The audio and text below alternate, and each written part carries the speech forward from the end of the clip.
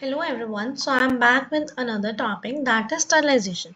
What is sterilization? Sterilization is complete eradication of microorganisms present on the surface of material, of any material. Sterilization क्या होता है कि आप किसी भी चीज़ को स्टरलाइज कर रहे हो. Sterilisation is complete removal of life. आप किसी भी चीज़ को स्टरलाइज करोगे, आइदर ग्लासवेयर हो गया, मीडिया हो गया, कोई भी लिक्विड हो गया, ठीक है. उसमें क्या हो जाएगा, आपकी जो भी लाइफ फॉर्म थी, आइदर बैक्टीरिया था, वायरसेस था, फंगस था, वो सब क्या हो जाएंगे, रिमूव हो जाएंगे. ठीक है. Micro organisms can be destroyed, removed from the defined material. जो माइक्रो ऑर्गेनिजम्स हैं वो आपके कहीं से भी आप जिस चीज़ को स्टरलाइज कर रहे हो ना, वहाँ से क्या हो जाएंगे, रिमूव हो जाएंगे by using sterilisation techniques. Sterilisation हम 3 टाइप से कर सकते हैं, या तो हम हीट का यूज़ करें, या केमिकल्स का यूज़ करें, या फिर फिल्टरेशन का यूज़ करें. अगर हम हीट का यूज़ कर रहे हैं तो वो क्या है, रैपिड मेथड है, बहुत जल्दी हो जाएगा कंपैरेटिवली. इन तीनों में से जो हीट है वो बहुत एफिशिएंट रिजल्ट देता है एंड वो बहुत जल्दी कर देता है. ठीक है. वो क्या करता है, डिस्ट्रॉय कर देता है बैक्टीरिया को. उस कैसे डिस्ट्रॉय करेगा, उसकी प्रोटीन की क्या कर देता है, कोगुलेशन कर देता है. और सेकंड पॉइंट क्या है इसका, जितना ज़्यादा आप टेम्परेचर बढ़ाते जाओगे उतना टाइम आपको कम लगेगा. एग्जाम्पल है कि अगर मैं कोई ग्लासवेयर है, ठीक है, फ्लास्क है, मैं उसको स्टरलाइज कर रही हूँ.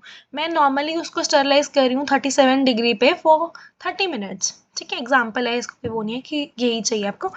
ठीक है, 30 मिनट्स के लिए वो 37 डिग्री पे फॉर 30 मिनट्स. ठीक है. अब मुझे क्या करना है कि मुझे बहुत कम टाइम है, मुझे वो ग्लासवेयर यूज़ करना है. तो मैं चाहती हूँ कि मैं 30 मिनट बाद वो स्टरलाइज हो रहा था, तो मैं चाहती हूँ कि 10 मिनट बाद हो जाए. मुझे 10 मिनट में वो चीज़ चाहिए, तो मैं क्या करूँगी, उसका टेम्परेचर इंक्रीज़ कर दूँगी. टेम्परेचर इंक्रीज़ हुआ तो जितना ज़्यादा चीज़ें उसमें प्रेजेंट थी, लाइफ फॉर्म थी, क्या हो जाएंगी, जल्दी से किल हो जाएंगी. ऐसे. ठीक है. जो हीट होती है वो हम दो उसमें करते हैं. मॉइस्ट हीट का भी यूज़ करते हैं और ड्राई हीट का भी यूज़ करते हैं. ड्राई हीट कंपैरेटिवली इतना एफिशिएंट नहीं देती है result as compare to moist heat. बाकियों के कंपैरेटिवली हम ड्राई हीट यूज़ करते हैं डेली लैब में, बट जो कंपैरिजन करें तो इसमें हमें मॉइस्ट हीट में क्या चाहिए, हमें कम टाइम और कम टेम्परेचर रिक्वायर होता है, मतलब इसके कंपैरेटिवली. ठीक है. As compared to moist heat, this technique require much higher temperature or much longer time at same temperature. Most preferred for glassware and material. जो dry heat होती है वो आपकी क्या करती है, प्रोटीन की coagulation कर देगी. और जो आपकी moist heat होती है वो हाइड्रोलिसिस एंड coagulation कर देगी आपके प्रोटीन की. ठीक है. ड्राई हीट में हमारे पास 3 एग्जाम्पल्स आते हैं. फ्लेमिंग हो गया, रेड हीट हो गया, हॉट एयर ओवन हो गया. फ्लेमिंग में क्या है, हम 2 मिनट के लिए रख लेते हैं. जैसे कि ग्लास स्लाइड हो गया, आपकी स्कैल्पल हो गया, फोर्सेप हो गया, नीडल हो गया, कवर स्लिप हो गया. इन सब को हम क्या कहते हैं, ये ना बंसन बर्नर होता है. ठीक है. इसको जैसे हमने लेमिनार में काम कर रहे हैं तो आप उसके अंदर रखोगे इसको. इसका बर्नर मतलब थोड़ी सी आग लगाओगे इसमें. ठीक है. और उसके बाद 1-2 सेकेंड के लिए आप ना उसको आगे पीछे मतलब उसके अगेंस्ट करोगे. ठीक है. तो आपका क्या हो जाएगा, फ्लेमिंग से वो स्टरलाइज हो जाएगा. एंड दूसरा मेथड आता है दैट इज रेड हॉट करना. रेड हॉट आएगा यहाँ पे. ठीक है. रेड हॉट किसको करते हैं हम, इनोक्यूलेटिंग लूप होगी जैसे आपकी निडल्स होगी, उसको हम क्या करेंगे, बर्नर के पास लेके आएंगे. ये आपको दिख रहा होगा, यहाँ से इस वाले एरिया से ना ये रेड हॉट हो गया, रेड कलर का हो गया ना. जब भी आप ऐसी कोई मेटल की चीज़ को उसके पास लेके आओगे ना तो वो रेड होगी, अगर आप काफ़ी टाइम के लिए उसको हीट कर रहे हो. जब वो रेड होगी इट मीन्स वो स्टरलाइजेशन होगी. आप इनोक्यूलेटिंग लूप का किसके लिए यूज़ करते हो, कोई भी आपका वो उठाना है, आपको बैक्टीरिया उठाना है, प्लेट में से कहीं और ट्रांसफ़र करना है, ऐसे स्टिकिंग के लिए. ठीक है. उसके बाद आते हैं हम hot air oven. It is electrically heated and thermostatically controlled device. Consist of double walled chamber with stout door. The interior of hot air oven has metal shells on which material to be sterilized are kept. All dry glassware, example petri dish, test tube, throat swab, pipettes are sterilized here. ठीक है. ये क्या होता है आपका electrically हम इसको इसका जैसे आपका माइक्रोवेव वगैरह होता है ना, उस टाइप का है। ठीक है, आपको प्लग लगाना पड़ेगा, थर्मोस्टेटिकली कंट्रोल डिवाइस है, हीट होगा। ठीक है, इसके अंदर जो आपको ये शेल से दिख रही है ना, यहाँ पे आप मटेरियल रखोगे।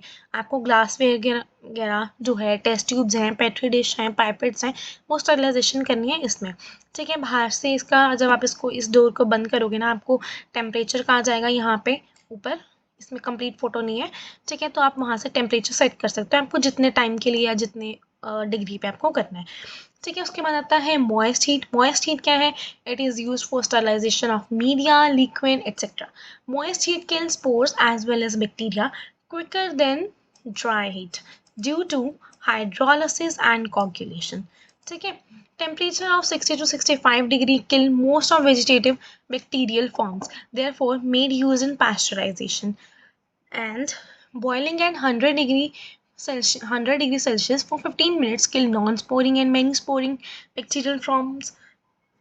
स्टीम एट 100 डिग्री सेल्सियस, इसके एग्जाम्पल क्या होता है, कोट स्टीमर हम यूज़ करते हैं 100 डिग्री पे।